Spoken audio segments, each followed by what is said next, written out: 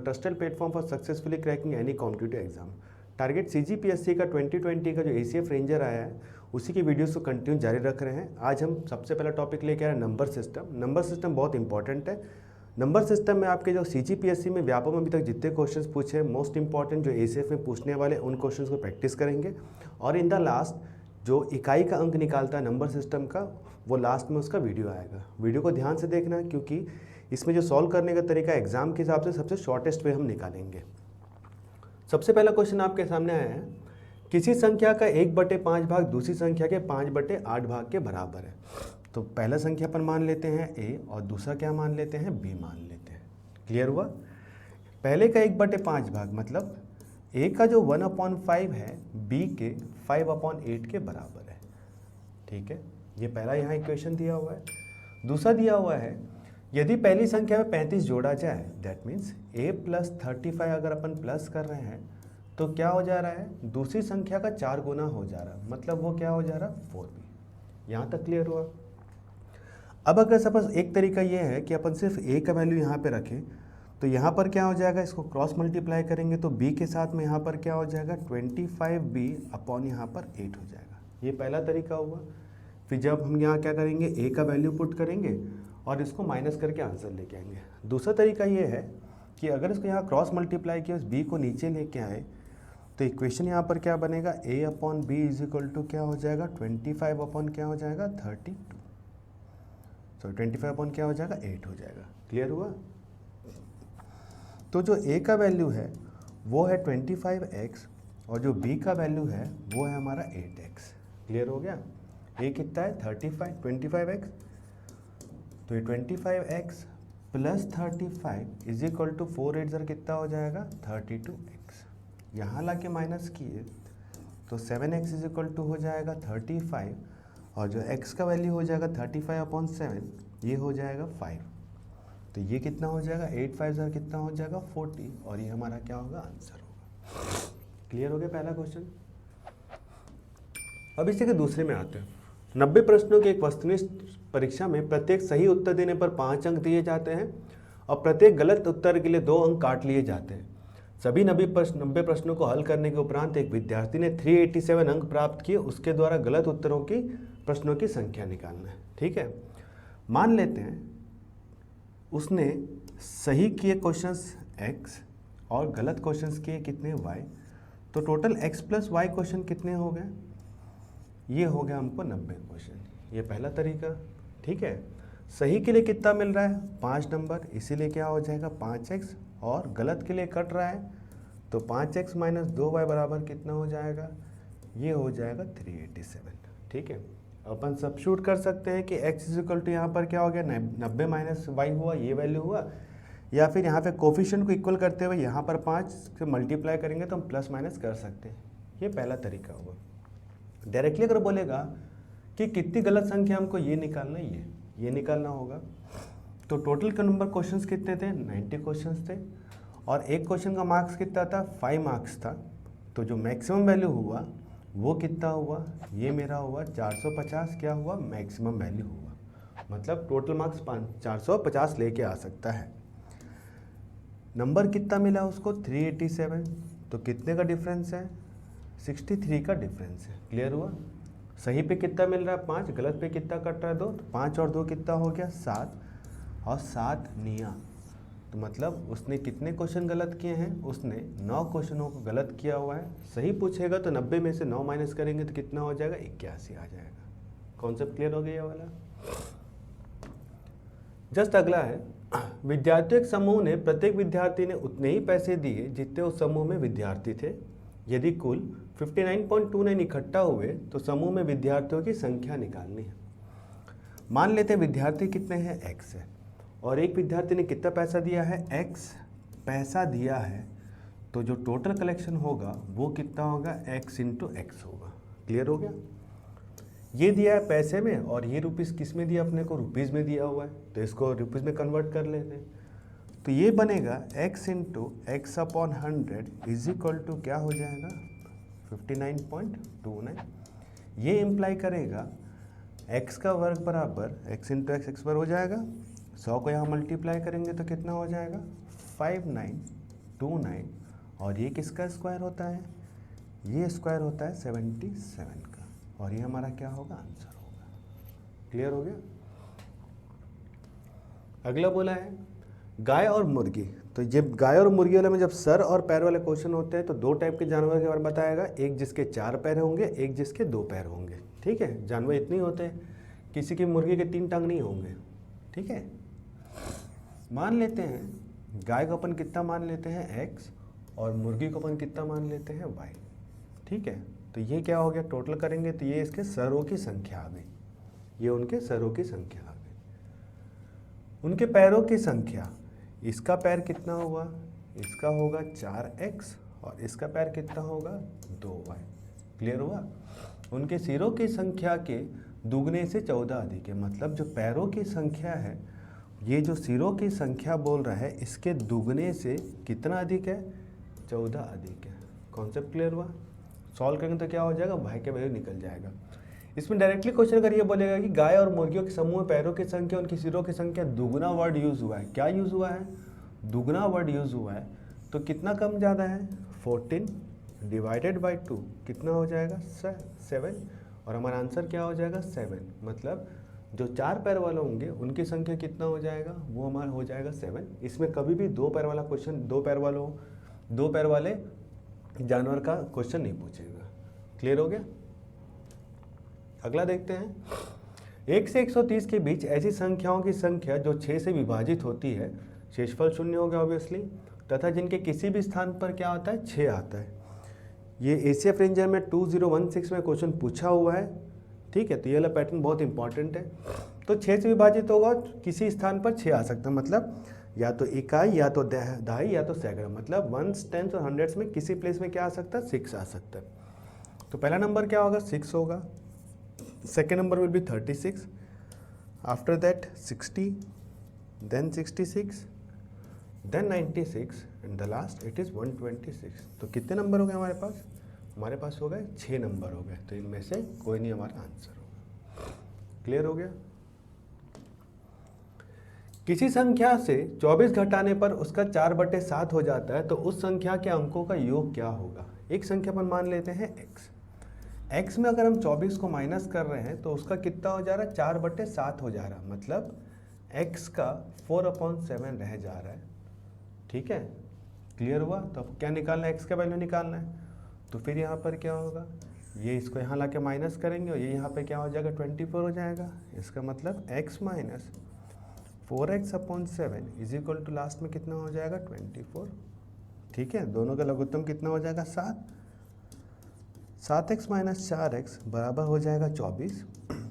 तो ये कितना बचेगा, 3x बराबर कितना हो जाएगा, 24 गुणित 7 मतलब 168, और x इक्वल टू क्या हो जाएगा, 168 divided by 3 is equal to 56। और इनके अंकों का योग बोला है तो 5 + 6 कितना हो जाएगा, 11। ये हमारा आंसर हो जाएगा। क्लियर हो गया। ये पहला तरीका है सॉल्व करने का। दूसरा तरीका कुछ नहीं करना है, 24 गुणित कितना हो जा रहा है, 4/7 हो जा रहा है। नीचे में कितना दिया है, 7, ऊपर में 7 हो गया।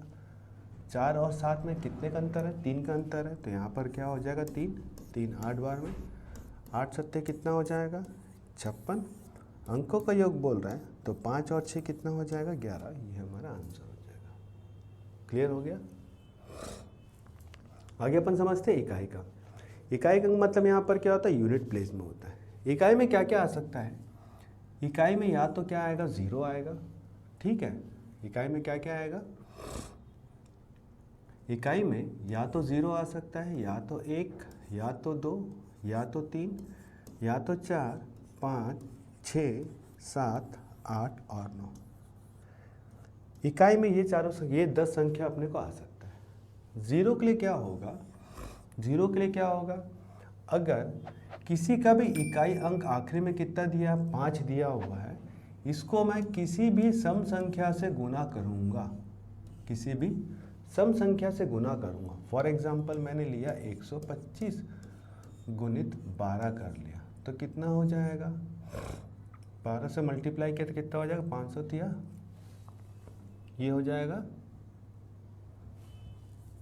125 गुणित 12, ये मेरा हो जाएगा 1500। क्लियर हुआ?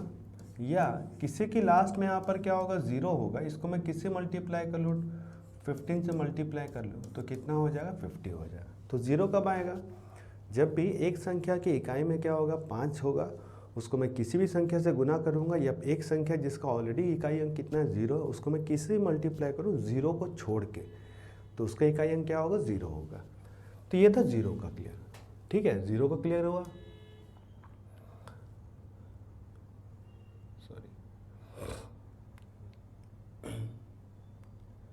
ये था हमारा 0 का। ठीक है, अब अगला समझते हैं जो इम्पोर्टेंट है, 2, 3, 7 और 8, ये चारों का अपन समझते हैं। अभी 2, 3, 7 और 8 लिया, 2, 3, 7, 8 लिया, और यहाँ पर उसके पावर्स को डिवाइड करते हैं। ठीक है, उसके पावर्स को डिवाइड करते हैं। बहुत इंपॉर्टेंट ये वाला समझ गए। पावर्स कितना हो गया, 1, 2, 3, 4 और 5। ठीक है, 2 के पावर में 1 कितना होगा, 2 होगा, फिर 4 होगा, फिर 8 होगा, फिर 16 होगा और 32 होगा। ठीक है, 2 के पावर में 1, 2, 3, 4, 5। सिमिलरली 3 के पावर में अपन लेते हैं तो ये 1 होगा, ये 9 होगा, ये 27 होगा, ये 81 होगा और ये 243 होगा। ठीक है, नंबर कैसे मिल रहा है, 9 तिया 27 का आखिरी में 7, 7 तिया 21 आखिरी में 1, और 1 गुणित 3 आखिरी में यहाँ पर कितना हो गया, 3 हो गया। ठीक है, 7 होगा, 49 होगा, 343 होगा, 2401 होगा, और इसको अगर मल्टीप्लाई करेंगे 7 से तो लास्ट में यहाँ पर क्या होगा, 7 ही आएगा। ठीक है, 8 का देखिए तो 8 हुआ, 64 हुआ, 512 हुआ, 4096 हुआ, और 6 को जब 8 से मल्टीप्लाई करेंगे तो 8 6 48, तो लास्ट में यहाँ पर क्या होगा, 8 आएगा, और यहाँ पर कुछ भी आएगा।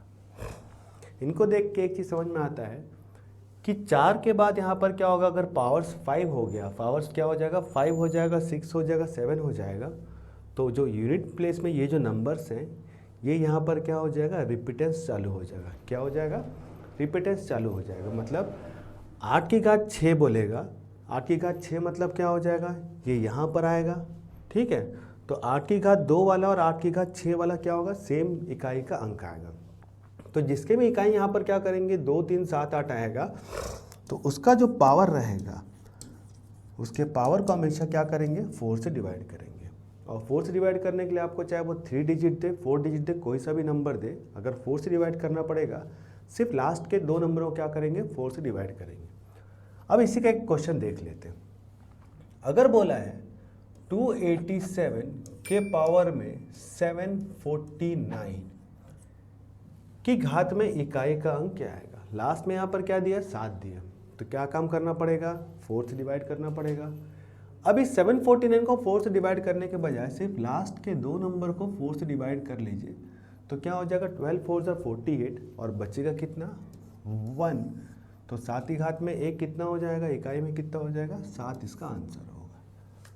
क्लियर हो गया किस तरीके से हुआ। अब अगर सपोज बोला है 128 के पावर में 239 बोला है, लास्ट में 8 है, तो 4 से डिवाइड करेंगे, पूरे नंबर को करने के बजाय क्या करेंगे, सिर्फ ये 2 नंबर करेंगे, तो 4 9 जा 36, बचेगा कितना, 3।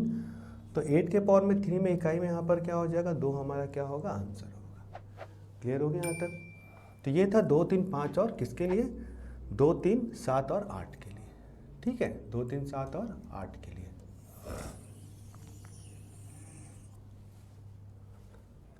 बच क्या गया है, हमारे पास 1 बच गया। 1 में कितना, कोई पावर है लास्ट में, चाहे जैसे बोला है 1761 231 के पावर में कुछ भी रहे, पावर में यहाँ पर कुछ भी रहेगा, इसका लास्ट में यहाँ पर क्या आएगा, 1 ही आएगा। किस में होगा, किसके लिए, वो हमारा 1 के लिए।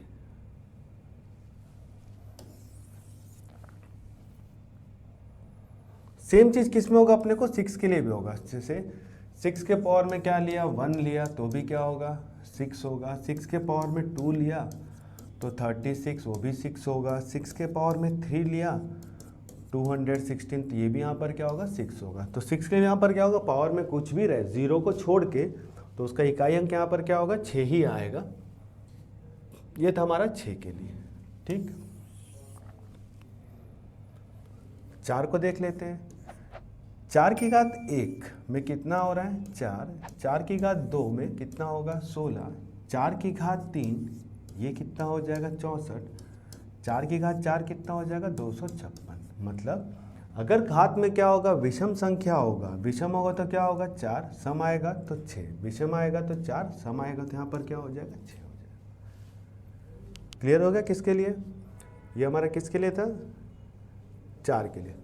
5 के में सेम, 5 में यहाँ पर क्या होगा पावर कुछ भी है, जैसे 5 की घात 1 में भी कितना होगा 5, 5 की घात 2 कितना होगा, 5 की घात 2 में कितना हो जाएगा 25, 5 की घात अगर 3 करूँगा तो कितना हो जाएगा 125 होगा। मतलब 5 की घात में कुछ भी पावर लगा लो 0 को छोड़ के उसका इकाई अंक कितना आएगा 5 ही आएगा। ठीक है, बच क्या गया हमारा 9, 9 की घात 1 में कितना होगा 9 होगा, 9 की घात 2 में कितना होगा 81 होगा, 9 की घात 3 कितना होगा 729 होगा, और 9 की घात 4 कितना होगा 6561 होगा। तो सेम अपन क्या देखते हैं, अगर विषम संख्या होगा तो इकाई में क्या हो गया 9 आ गया, सम संख्या होगा तो क्या हो जाएगा 1 आ जाएगा, विषम संख्या होगा तो 9 हो जाएगा, सम संख्या होगा तो क्या हो जाएगा 1 आ जाएगा। कॉन्सेप्ट क्लियर हो गया इकाई अंक वाला। तो ये था नंबर सिस्टम के इंपॉर्टेंट क्वेश्चन जो आगे जाके आपको एसीएफ में पूछने के बहुत ज़्यादा चांसेस हैं। नेक्स्ट वीडियो में हम क्या करेंगे, इसी मैथ्स और रीजनिंग के डिफरेंट वीडियोस लेके आएंगे जो स्पेशली फोकस करेगा एसीएफ रेंजर पे, और हम उन क्वेश्चन को प्रैक्टिस करेंगे जो अभी तक सीजीपीएससी और व्यापम में पूछ चुके हैं और जिसके आगे आने की संभावना सबसे ज़्यादा है। तब तक के लिए थैंक यू।